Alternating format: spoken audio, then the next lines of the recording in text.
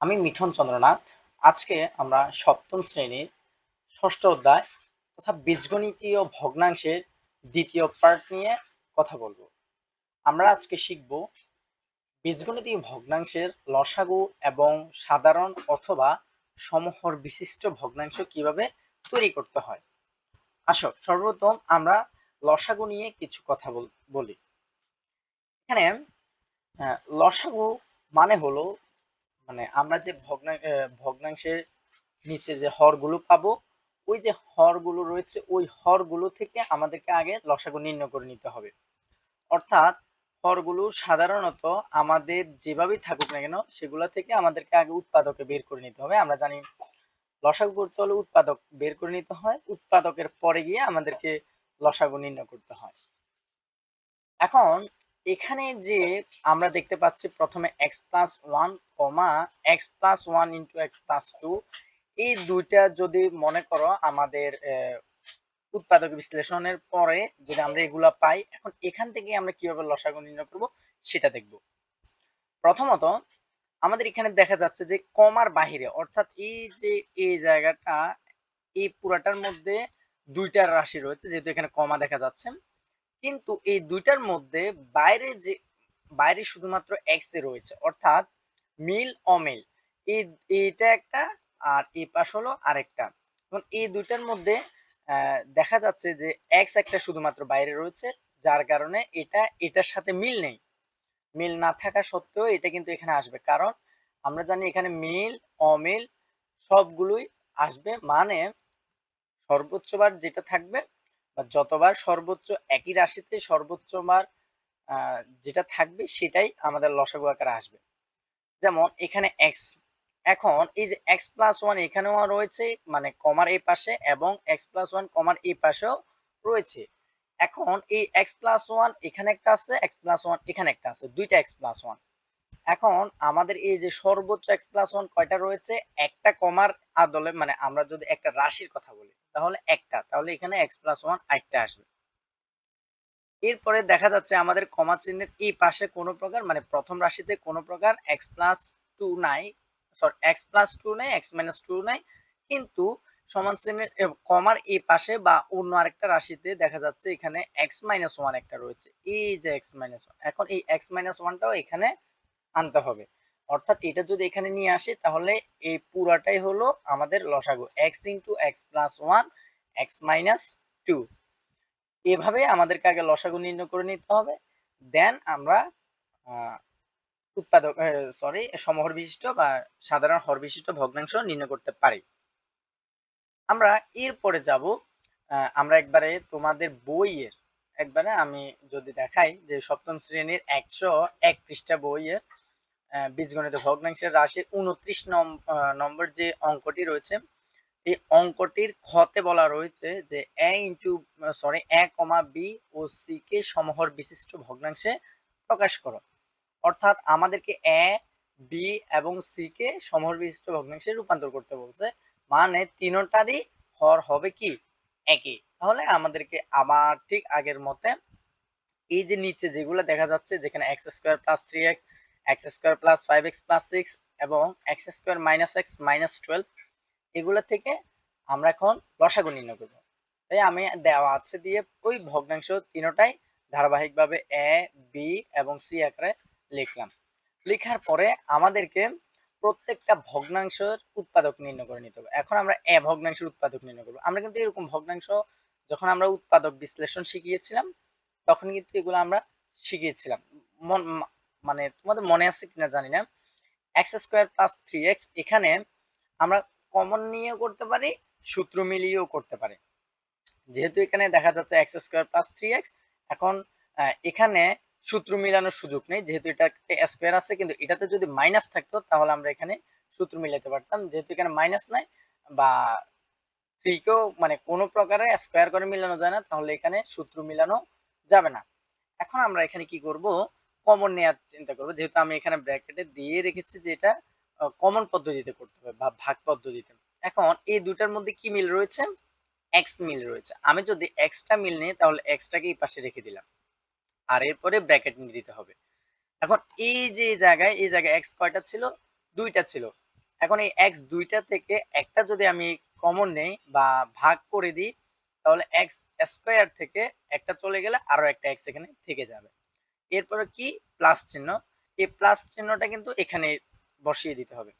এরপরে 3x কে যদি আমরা x দিয়ে ভাগ করি বা 3x থেকে যদি এক্সট্রা চলে আসে আর কি থেকে যায় 3 থেকে যায়, এই 3 টা এখানে দিয়ে দিলাম। বাস, এটা হলো আমাদের ভগ্নাংশের হর। এবার আমরা বি ভগ্নাংশটার উৎপাদক করব। ঠিক আগের মতোই আমাদেরকে ওই যে এই দুইটার সংখ্যা, অর্থাৎ আমি এই দুইটার সংখ্যা আগেই লিখে রেখেছি। অর্থাৎ আমাদের সুবিধার্থে আমরা এমন দুইটা সংখ্যা নেব যে দুইটার সংখ্যা গুণ করলে হবে আমাদের +6, এবং যদি যোগ করি তাহলে যোগ করার পরে আসবে আমাদের কত, +5। আমি আবার বলতেছি, গুণ করে আনতে হবে +6 এবং যোগ করে আনতে হবে +3। যেহেতু দুইটাতেই প্লাস রয়েছে, আমরা এটা সহজে বুঝতে পারতেছি যে দুইটার সামনে কি থাকবে, প্লাস চিহ্ন থাকবে। এটার সামনেও প্লাস এবং 2 এর সামনেও কি প্লাস, মানে একটা +2 আর একটা হলো কি +3।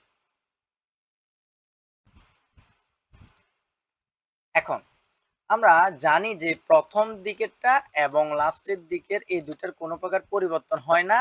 এই দুইটা সরাসরি আমাদেরকে উৎপাদক নির্ণয় করার সময় বসিয়ে দিতে হয়। এই দুইটার কোনো প্রকার পরিবর্তন হয় না, শুধু পরিবর্তন হয় মাঝের দুইটা।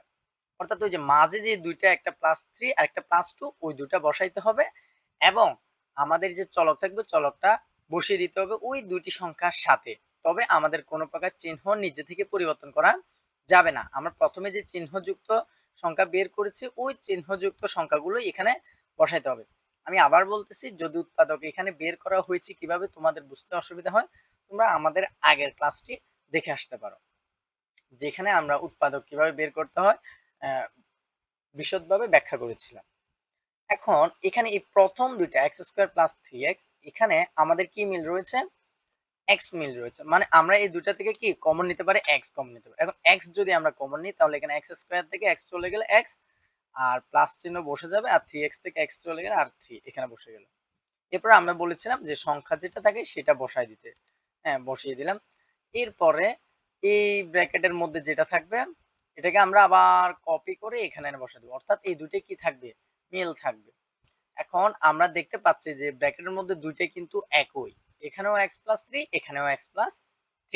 এখন যেহেতু দুইটাই একই, এখন আমাদের বাইরে যেটা রয়েছে এখানে এখানে রয়েছে x এবং এখানে রয়েছে +2, এই দুটোকে আমরা আরেকটার মধ্যে ব্র্যাকেটের মধ্যে ঢুকিয়ে দিয়েছি।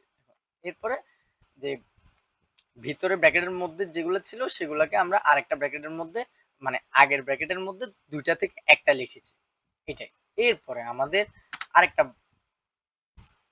রাশি রয়েছে বা রাশির হর রয়েছে, সে ভগ্নাংশের হর রয়েছে, সেটাকে আমরা কি করব, উৎপাদকে বিশ্লেষণ করব। এখন আবার একই কোয়ালিটিতে আমাদেরকে দুইটা সংখ্যা গুণ করে বের করতে হবে কত, -12। এখন ওই দুইটা যদি আমরা যোগ করি আসবে কত, -x। বলতে এখানে আমাদের মানে অদৃশ্যভাবে একটা সহগ থাকে যেটা বলা হয় 1, কিন্তু এখানে চলকের সামনে যদি কোনো প্রকার সংখ্যা না থাকে বা সহগ না থাকে, ধরে নিতে হবে সেটা কত, 1। তাহলে এখানে সহগ কত আছে, 1 আছে, তাহলে আমরা এখানে দিলাম না। এখন এমন দুইটা সংখ্যা নিতে হবে যে দুইটা সংখ্যা গুণ করলে হয় -12। এখন একটা 3 একটা 4, আমরা সবাই জানি একটা যদি আমরা 4 ধরি বা আরেকটা যদি 3 ধরি, আমাদের কি গুণ করলে 12 আসে, কিন্তু গুণ করলে যে 12 আসে সেটা কি 12, আমাদের আসবে +12, তাই আমাদেরকে এখানে মাইনাস আনতে হবে। মাইনাস আনতে হলে যে কোনো একটাতে কি করতে হবে, মাইনাস দিতে হবে। এখন কত হলো, কোনটাতে মাইনাস দেব, 4 এ মাইনাস দেব নাকি 3 তে মাইনাস দেব, এটা হলো বোঝার বিষয়। এখন আমাদের কি দরকার, প্লাস করলে -1 দরকার। তাহলে নিশ্চয়ই যেহেতু এখানে -1 দরকার, আমরা যদি বড়টার সামনে মাইনাস দেই আর ছোটটার সামনে যদি আমরা প্লাস দেই, দেখা যাবে এই দুটো যদি আমরা ক্যালকুলেটরে বসাই, দেখা যাবে আমাদের উত্তর আসবে কত, -1। হ্যাঁ, এই যে আমাদের এখানে যেটা দরকার ছিল সেটা হয়ে গেছে প্লাস করার কারণে। আবার আমরা যদি এই দুটাকে গুণ করি, প্লাসে মাইনাসে হবে মাইনাস আর 3 4 হয়ে যাবে 12। অর্থাৎ আমাদের একটা হবে +3, সরি -3, আর একটা হবে +3, একটা -4 একটা +3। এখন আমরা ওই যথারীতি প্রত্যেকটার সাথে চলক যেটা থাকবে সেটা বসিয়ে দেব, এখানেও 3x এখানেও এখানে 4x আর এখানে 3x, যেহেতু আমাদের চলক এখানে x।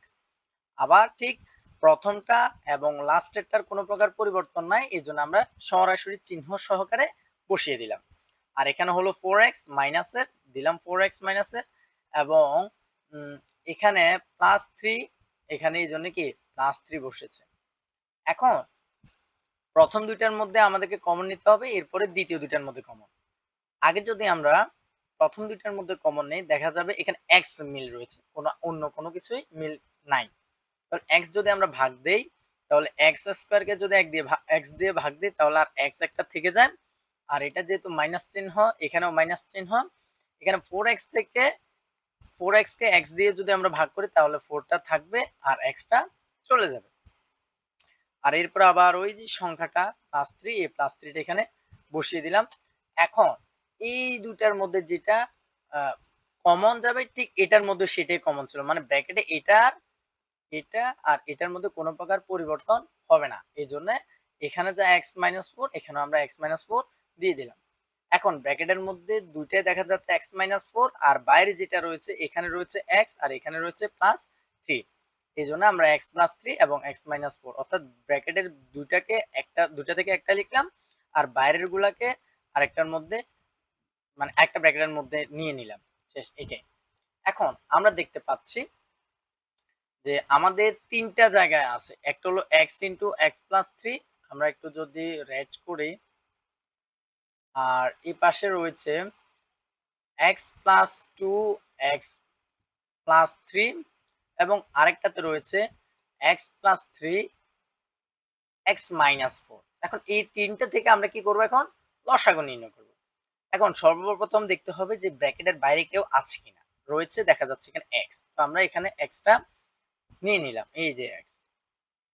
এবার কাজ হলো আমাদের সিরিয়ালি দেখতে হবে, এখানে 3 দেখা যাচ্ছে, x+3 x-4, এগুলো বড়, x+2 x+3, এখানে x+, দেখাই যাচ্ছে যে x+2 ছাড়া আর ছোট কেউ নাই। x+2 একটার মধ্যে সর্বোচ্চ রয়েছে কতটা, এখানে একটাই দেখা যাচ্ছে, যার কারণে এখানে কি x+2 একটাই বসবে।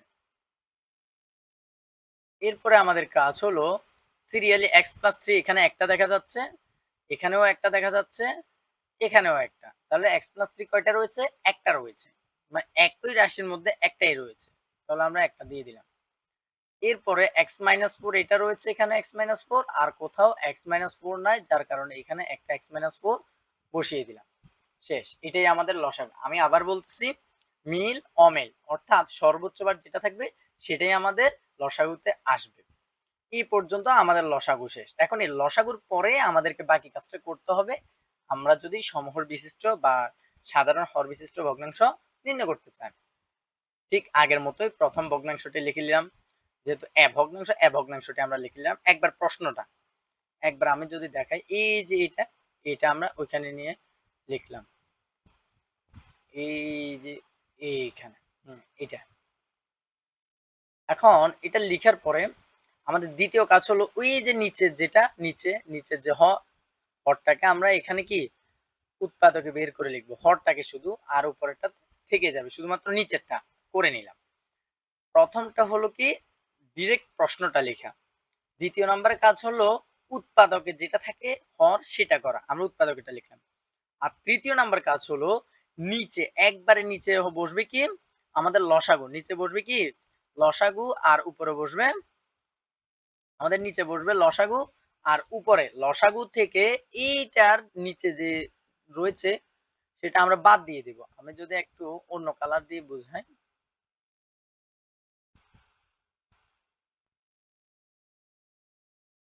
হ্যাঁ আমি দেখতে পাচ্ছি এখানে x into x+2 x+3 x-4 রয়েছে আমাদের লসাগু। এখন এই লসাগুটা থেকে এই নিচের এটা আমরা কি করে দেব, বিয়োগ করে দেব, x ইন্টু x+3 বাদ দিয়ে দেব।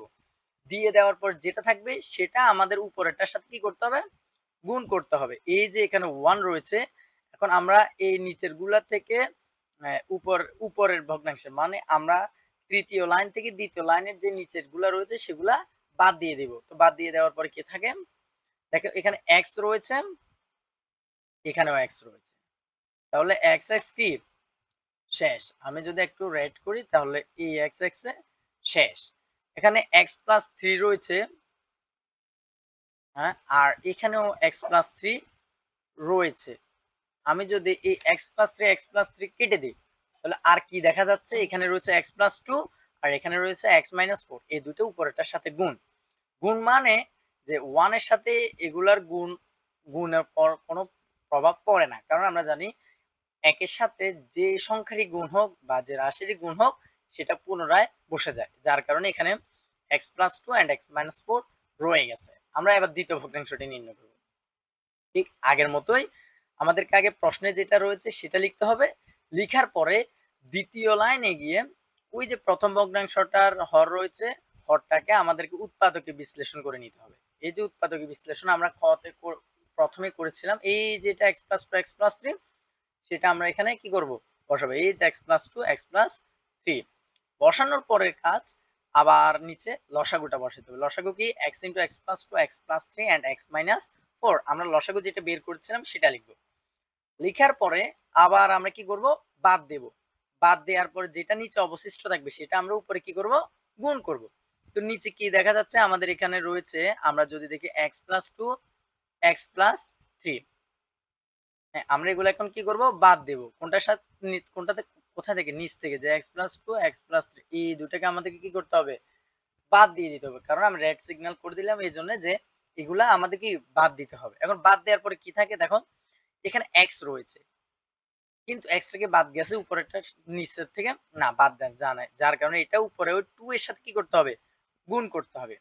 আর এখানে আবার x-4 টা রয়ে গেছে, যেটা এখানে ছিল না, মানে বাদ পড়ে নাই, যার কারণে এটাও এখন কি উপরেরটার সাথে গুণ হবে। গুণ করার পরে কি পেলাম? 2 আর x গুণ করলে 2x আর x-4 থেকে গেল। শেষ, আমরা দ্বিতীয় ভগ্নাংশটি পেয়ে গেলাম। এবার সি ভগ্নাংশের কাজ ঠিক আগের মতোই, ভগ্নাংশটি পুরোটা লিখে নেব। এরপর নিচে যেটা থাকবে সেটাকে আমরা কি করব? উৎপাদকে বিশ্লেষণ করা যেটা সেটা আমরা লিখবো। আমরা x² - x - 12 কে উৎপাদকে বিশ্লেষণ করলে পাই x+3 * x-4। এখন এটা পাওয়ার পরে আমাদের কাজ কি? লসাগু নির্ণয় করা, লসাগুটা বসানো। তো লসাগুটা নিচে বসালাম, বসানোর পর উপরেরটা থেকে কি করতে হবে? বাদ দিতে হবে। আমরা এখানে দেখতে পাচ্ছি x+3 x-4, আমরা আবার যথারীতি এখানে কি করব? বাদ দিয়ে দেব। সরি, আমি যদি আবার একটু আন্ডারলাইন করে মার্ক করে এই এই এই দুইটা জায়গা কি বাদ যাবে, কারণ একই। এখন এই দুইটা বাদ গেলে আর কি থাকে? x into x+2, অর্থাৎ x into x+2 পরেরটার সাথে কি করতে হবে? গুণ করতে হবে। এই যে আমি গুণ করে দিয়েছি 3 আর x এ, ওই যে x এটা গুণ করার পরে 3x, আর যে x+2 ব্র্যাকেটে রয়ে গেছে সেটা কিন্তু x+2 এ রয়ে গেছে। অর্থাৎ আমাদের এই যে একটা ভগ্নাংশ পেয়েছিলাম এটা হলো a ভগ্নাংশ, আবার এটা যে পেয়েছি এটা হলো b ভগ্নাংশ, এবং এটা যে পেয়েছি এটা হলো কি? সি ভগ্নাংশ। অর্থাৎ এগুলা কি? প্রত্যেকটা এক একটা ভগ্নাংশ। কিন্তু দেখলে মজার বিষয় হলো এগুলো প্রত্যেকটার নিচের হর সমহর, মানে হরগুলো কি সমান। এই দেখো x into x+2 x+3 x-4, এটারও x into x+2 x+3 x-4, even প্রথমটারও যদি দেখো x into x+2 x+3 x-4। অর্থাৎ নিচের হরগুলো সবগুলাই সমান, কিন্তু উপরের গুলো পার্থক্য রয়েছে। আর এই যে নিচের হরগুলো সমান করার নামই হলো সমহর বিশিষ্ট ভগ্নাংশ। আমরা এই যে এখানে রয়েছে আমাদের প্রশ্নটা, আমি যদি একটু দেখাই, a into a, b O c কে সমহর বিশিষ্ট ভগ্নাংশে প্রকাশ করো, এটাই আমরা করলাম এখন এখানে। তো আমরা চেষ্টা করব ধারাবাহিকভাবে ভিডিও দেওয়ার। আমাদের কিছু সমস্যা ছিল, আমি যার কারণে ভিডিও দিতে পারি নাই গত 2-1 দিন। আমরা চেষ্টা করব এবার থেকে প্রত্যেকদিন দেওয়ার। আমাকে আমার ইউটিউব অ্যাকাউন্টে একজন মেসেজ দিয়েছিল যে হয়তো সম্ভবত নবম বা দশম শ্রেণীর, আমাকে ক্লাসটা উল্লেখ করা থাকলে ভালো হইতো। যদি তোমাদের কোনো নির্দিষ্ট ক্লাসের দরকার হয় আমাকে পৃষ্ঠা নাম্বার সহ বইয়ের কত নাম্বার অঙ্ক সেটা বলে দিতে পারো। না হলে তো আমি অঙ্কগুলো খুঁজে বের করতে কষ্ট হয়। আমাকে হয়তো সে নবম অথবা দশম শ্রেণী, আমি জানি না, আমাকে একজন কমেন্টস করেছিল যে খতিয়ানের মানে ক্লাস দেওয়ার জন্য। আমি হিসাব বিজ্ঞানের খুব শীঘ্রই হিসাব বিজ্ঞানের নবম অথবা নবম দশম শ্রেণীর হিসাব বিজ্ঞানের খতিয়ান নিয়ে ক্লাস দেব। তাই তোমাদেরও যদি কোনো অধ্যায় ভিত্তিক সমস্যা সমাধান করার প্রয়োজন মনে হয়, বিশেষ করে অঙ্ক নাম্বার যদি আলাদা হয়, যে অঙ্ক নাম্বার এটা শুধু করিয়ে আমাদেরকে বুঝাই দেন, আমি ওই নির্দিষ্ট অঙ্কটাকেও বুঝিয়ে দেওয়ার চেষ্টা করব।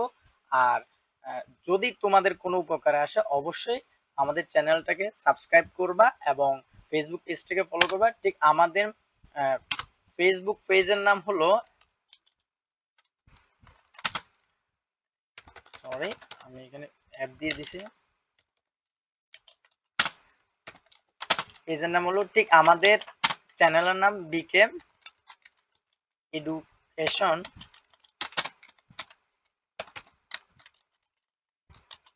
সেন্টার। এটা ফেসবুক পেজ, আবার আমাদের এটাই আবার ইউটিউব চ্যানেল নেই। আমি আবার বলতেছি, এটাতে আমাদের ফেসবুক এই নামে ফেসবুক পেজ এবং ইউটিউব চ্যানেল দুটোই আছে। শুধু গিয়ে সার্চ করলে আমাদের সব ভিডিও আসবে। যদি যে কোনো নির্দিষ্ট অধ্যায়ের অঙ্ক বা যে কোনো টপিক সম্পর্কে যদি তোমার সমস্যা থাকে, আমাদেরকে মেসেজ দিতে পারো, আমাদের পেজে মেসেজ দিতে পারো, অথবা কমেন্টস করতে পারো। আমরা অবশ্যই সেই অনুযায়ী ক্লাস দেওয়ার চেষ্টা করব। আর যদি এখনো যদি কোথাও অঙ্কটা বুঝতে অসুবিধা হয়, আবার পূর্বে অর্থাৎ ব্যাক দিয়ে একটু দেখলে তুমি বুঝতে পারবা। আর আমাদের এই অধ্যায় বা এই ক্লাসটা বুঝতে হলে অবশ্যই তোমাকে উৎপাদক সম্পর্কে জ্ঞান থাকতে হবে। তাই তুমি আগে উৎপাদকের জন্য ভিডিওটা দেখে নিতে পারো, উৎপাদক সম্পর্কিত। আমাদের পাশে থাকো, তুমি অনেক কিছু শিখতে পারবা আমাদের কাছ থেকে।